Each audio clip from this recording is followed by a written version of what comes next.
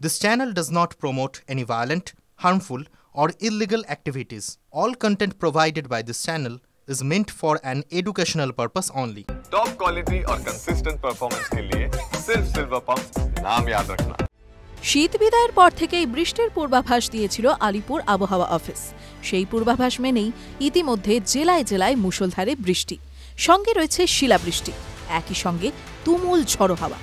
এদিকে হাওয়া অফিসের পূর্বাভাস অনুযায়ী কলকাতা, হাওড়া, উত্তর 24 পরগনা এবং দক্ষিণ 24 পরগনায় আগামী 1 থেকে 2 ঘন্টার মধ্যে বৃষ্টির পূর্বাভাস। ইতিমধ্যেই রাজ্যে জারি হয়েছে কমলা হলুদ সতর্কতা। সকাল থেকেই বৃষ্টি হচ্ছে বাঁকুড়া, বর্ধমান জেলায়। বৃষ্টির সঙ্গে ঝড় ও বজ্রপাতের আশঙ্কা। রবিবার পর্যন্ত এই আবহাওয়াই বজায় থাকবে। তার আগে হাওয়া বদলের কোনো সম্ভাবনা নেই। অপরদিকে উত্তরবঙ্গের দার্জিলিংয়ের উঁচু পার্বত্য এলাকায় হতে পারে হালকা তুষারপাত। তুষারপাতের সম্ভাবনা থাকবে আগামী রবিবার পর্যন্ত।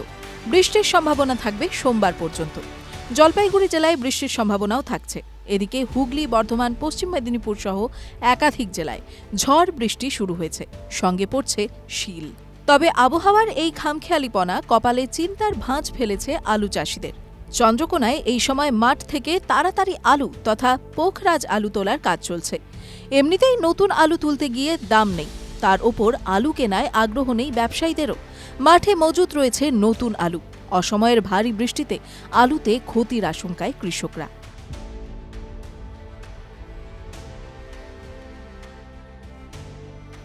TV9 Bangla digital.